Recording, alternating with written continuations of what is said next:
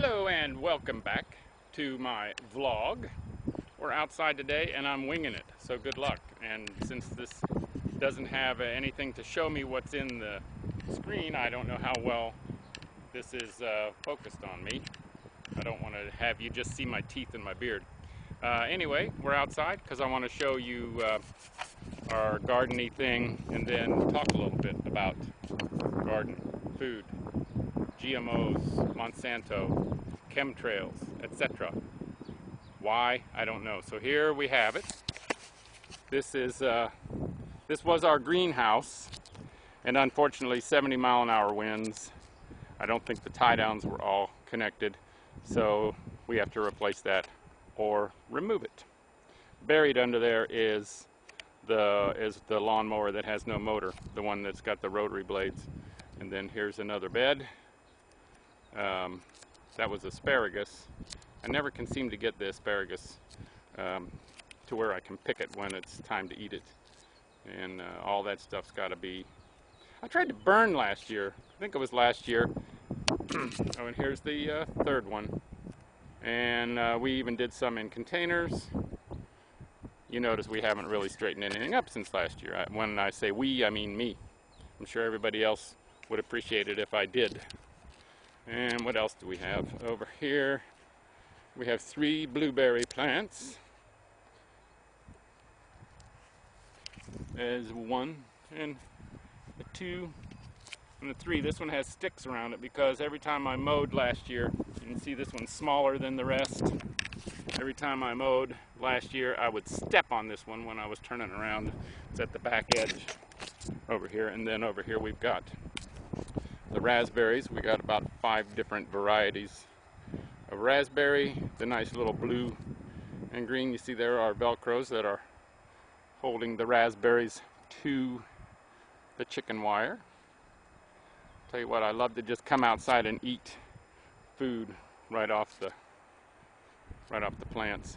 This circular thing here was where Alyssa and Aaron went to a lot of work to put in a small above ground pool so Aaron, who's paraplegic, could get exercise, and some of our nice neighbors ratted us out to the authority. This is the cherry tree that we've never been able to get to grow, so it's just a stick. Will need to be replaced.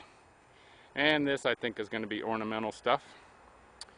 And the makings of a grape arbor, this arch Sherry put in last year.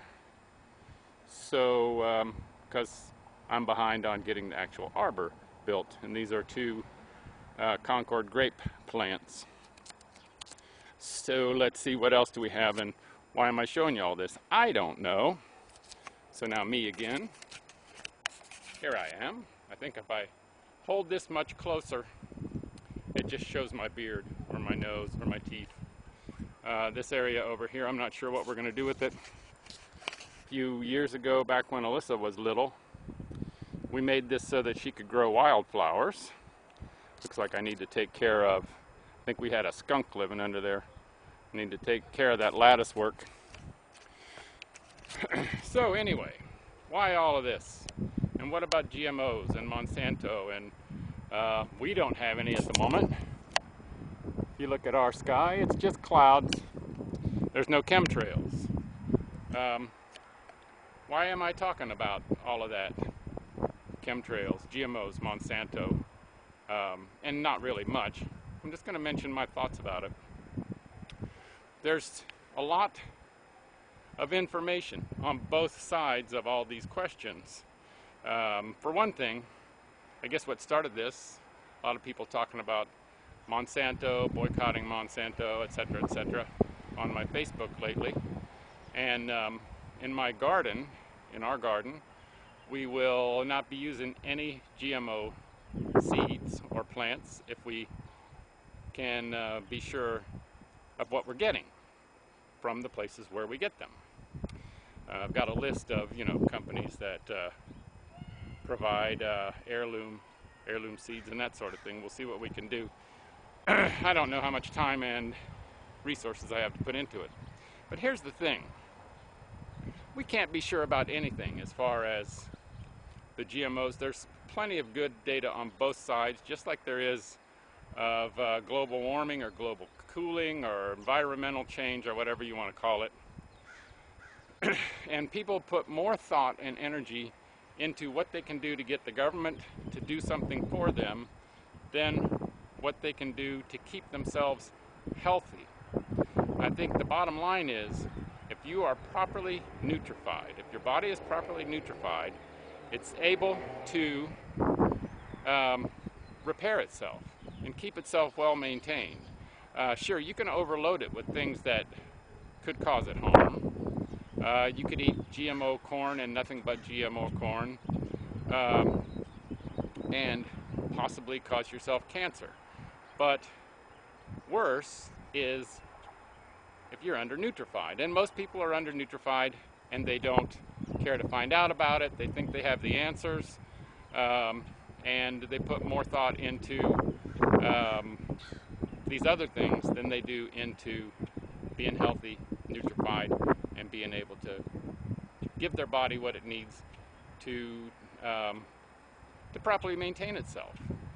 So that's what my plan is to put as little as I can into my body that will hurt it, and as much as I can into my body that will help it. And if for some reason I'm eating some GMO products that I'm not aware of, and they could potentially cause me problems, being properly nutrified will offset that. At least that's the way I see it. And so I think I'll stop there. This is me when I'm not reading somebody else's stuff. And that's what you get. I need to do it more so I can get more comfortable at just riffing on stuff. All right? So, but that's all for now, I think. Running around in my head thinking, what else can I say? That should do it. Nutrify yourself. And if you want to get some ideas on that, talk to me. I've got some ideas, and I think, pretty well nutrified. More tomorrow. I'm not sure what it'll be. Possibly more of Pete Hendrickson's tax stuff.